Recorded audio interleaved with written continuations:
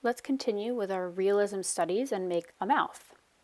So I'm going to start with my 1/2 inch to 1 inch backing to work and attach my pieces on. And I'm going to roll out the upper lip. It's kind of a coil, like a fat coil that I'm pinching at the ends, maybe sort of a dumpling shape.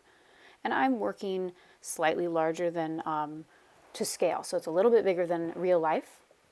And again, I would recommend that you are sculpting from a reference that you're familiar with, which usually means at the beginning at least yourself. So I'm making the upper lip, and it has a slight taper. I'm going to score it on. I'm working with water-based clay. Now, I'm not actually adding slip, but if this was something I was going to fire and keep, it is super important that I score and slip so that it doesn't just pop off in the kiln. But for a study, I can be a little more lax. So now I want to add some of the planes. So if you watched my video on the nodes, you saw planes. And so I'm using just my fingers to create the upper planes of the upper lips. And I'm also thinking of what are called the principal volumes. So you can see in this example photo here that the upper lip has 3 principal volumes, the center and the 2 sides. And the lower lip has 2 principal volumes. So I'm just going to keep this in mind as I'm working. So I really find that just my thumbs and fingers work really well for defining the shape of my upper lip here.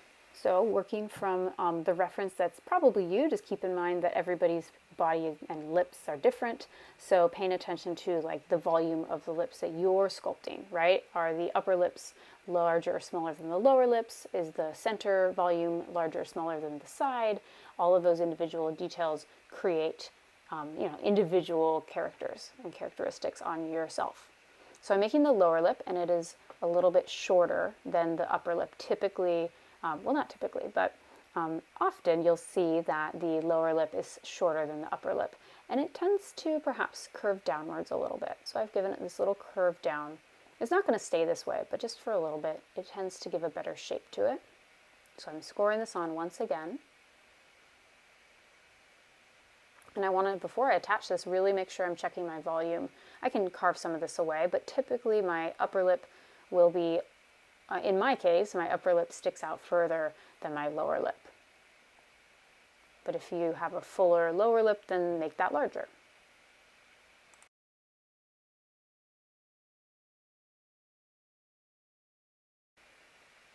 Now I do want to make sure that I've secured my lip on here, but I don't want to lose the definition that I've created by already having these rounded volumes, right? There are many other ways to sculpt. I'm just showing you one technique. So some people like to just sculpt with a solid piece of clay and cut away, right? That works too. This isn't the be-all end-all method. So I just carefully kind of smooth and attached those edges and the top. So right now I'm playing around with what are called nodes, and we'll come back to this in a minute, but just know that this is the volume on the side of the face. So one reason why things look kind of unfinished right now, besides the fact that they actually are, is there aren't these nodes to kind of finish it up. So I have a brush here, and it's just barely damp. So you can see that because there's just a tiny sheen to it when I add the water, but it's not enough to oversaturate my piece.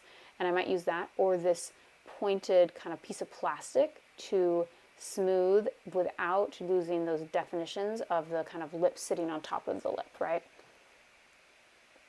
That's where I see people kind of really struggle, is if they've smeared it together and then all of a sudden you don't have those defined areas where the two lips meet.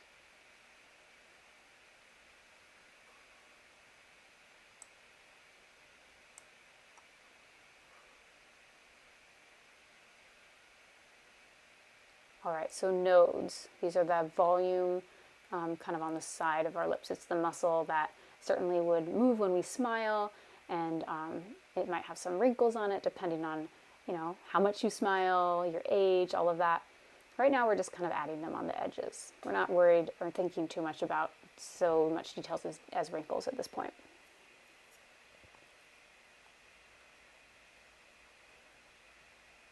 So this is more than I'll actually need, but I find that it tends to be easier to have a little bit more, not a massive amount, but a little more than I need, because I can smooth that away and blend it, and it's easier to start with a little extra and then remove it than it is to continually add a small amount a little at a time.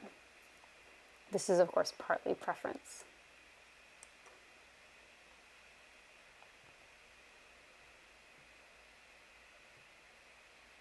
So as I was doing this, I realized, I don't feel like that lower lip is finished.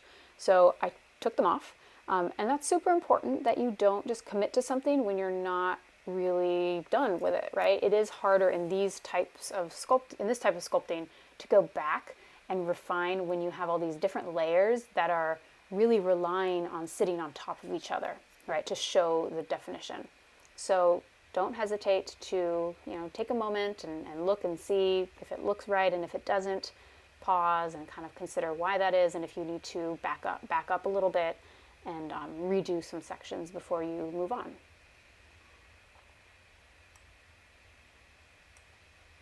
Okay, so that looks a lot better, and I'm going to add those nodes on now. And so I am smoothing it around the outside edge, but I'm really careful not to mess with it yet around the actual lip area. I will smooth it together more than it already is. But you can see how doing this helps to really define where the lips end, right? It doesn't just leave them kind of floating in the face.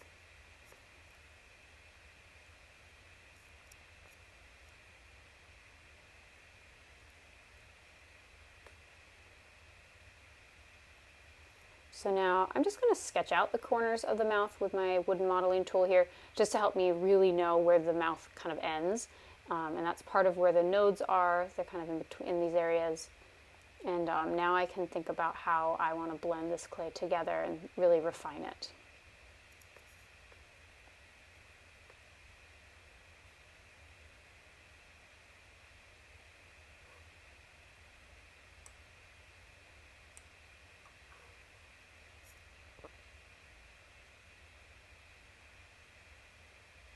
So now I'm starting to blend these areas in, but being very careful and slow, choosing my tools carefully and wisely. And, it's really just about not trying to do it all at once, right? Do it a little bit at a time, see what's starting to work, and then continue with that. Don't feel like you have to do it all in one moment. And I mentioned before, what are the size relationships from the lower and upper lip? Do you need to adjust anything at this point?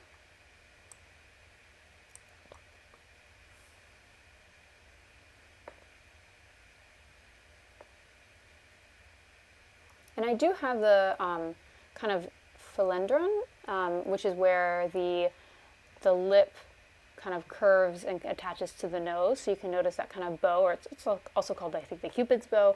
I do have that to help define like the location of my lips. So even though I'm working on a study of just the lips, I have given some definition, or I've alluded to kind of where they are located on a face.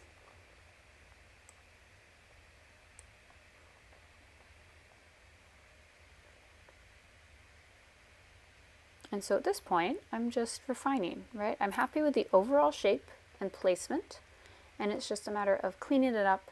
I'm not, this is a study, so I'm not looking for, say, if this was a very, if I was going for something polished and smooth, I wouldn't be there yet.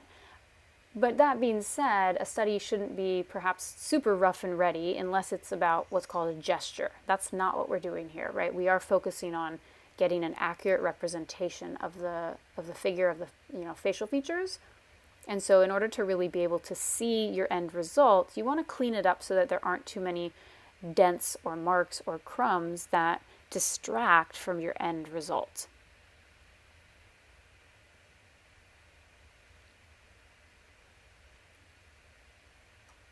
So it's one thing to make a sculpture that is gestural, right? That shows a lot of movement.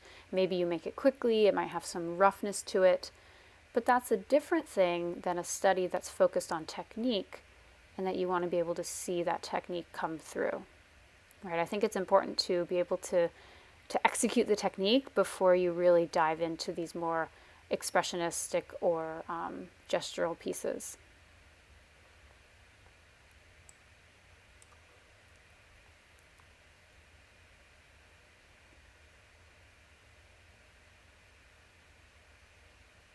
And so that's it. That's really, that's my mouth study, and that's what you're going for.